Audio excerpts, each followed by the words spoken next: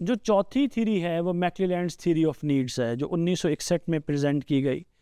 میکلیلینڈ نے بتایا کہ انسان کی 3 طرح کی ضرورتیں ہوتی ہیں۔ نیڈ فار اچیومنٹ ہے، یعنی اس کی desire to accomplish and excel, آگے بڑھنے کی خواہش، مکمل کرنے کی خواہش۔ پھر نیڈ فار ایفیلیشن ہے، یعنی اس کی یہ خواہش کہ وہ دوسروں کے ساتھ کلوز ریلیشن شپس قائم کرے۔ اور پھر اس کی نیڈ فار پاور ہے، اس کی یہ ڈیزائر کہ وہ انفلوئنس اور کنٹرول حاصل کرے۔ آپ اپنے ارد گرد لوگوں کو دیکھیں، جائزہ لیں، کیا آپ کو لوگوں کے اندر یہ تینوں ضروریات محسوس نہیں ہوتی؟ لوگوں کو چھوڑیں، اپنا جائزہ لیں، کیا آپ کے اندر یہ تینوں چیزیں موجود ہیں؟ جی بالکل موجود ہیں۔ تو پھر جب آپ اپنا کمپنسیشن سسٹم یا ایچ آر سسٹم ڈیزائن کریں، موٹیویشن سسٹم ڈیزائن کریں، تو اس طرح سے چیزوں کو ڈیزائن کریں کہ لوگوں کی یہ تینوں ضروریات پوری ہو جائیں۔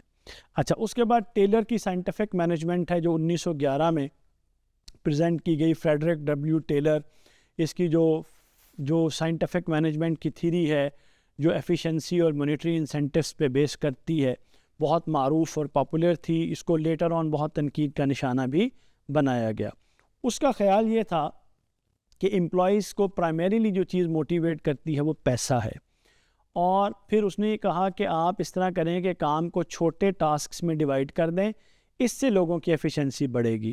اور پھر اس نے کہا کہ بیسٹ پرفارمنس کے لیے آپ کو سائنٹیفک میتھڈ اور پریکٹسز استعمال کرنی چاہیے۔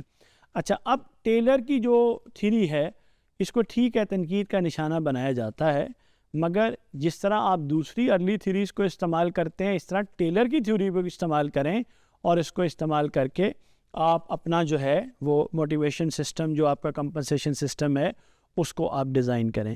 اب میں آپ کے سامنے ایک جائزہ پیش کرتا ہوں۔ یہ جو ہم نے 5 ارلی موٹیویشن تھیریز پڑھی ہیں، ان کو ایک دفعہ ریویو کر لیتے ہیں۔ مثلاً میسلوز ہیرارکی آف نیڈ، جس کا فوکس ہیومن نیڈس تھا، اور جس کا مین آئیڈیا یہ تھا کہ people must satisfy basic needs before the higher once.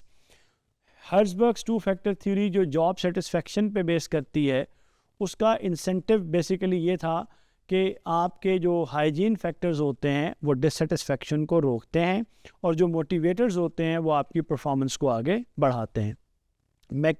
میکگریگرز کی جو theory of X and Y تھی، وہ مینجمنٹ سٹائل کے بارے میں ہے، جس سے آپ کو نظر یہ آتا ہے کہ جو تھیوری وائی ہے وہ انکریج کرتی ہے ٹرسٹ اور اٹانومی کو۔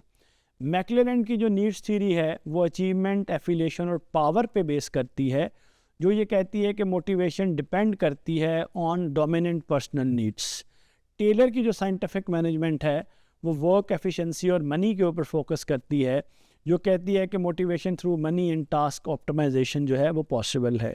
سم اپ یہ ہے کہ جس وقت آپ اپنا کمپنسیشن سسٹم اور اپنا ورک ڈیزائن کر رہے ہوں، تو آپ ہیومن نیڈس کو بھی کنسیڈر کریں، جاب سیٹسفیکشن کو بھی دیکھیں، مینجمنٹ سٹائل کو بھی دیکھیں، اچیومنٹ، ایفیلیشن اور پاور کو بھی دیکھیں، ورک ایفیشنسی اور منی کو بھی دیکھیں۔ تو اگر آپ ان ساری چیزوں کو سامنے رکھیں گے تو ارلی تھیریز آف موٹیویشن آپ کو کافی ہیلپ آؤٹ کریں گی اپنا کمپنسیشن اور ایچ آر سسٹم ڈیزائن کرنے میں۔ بہت شکریہ۔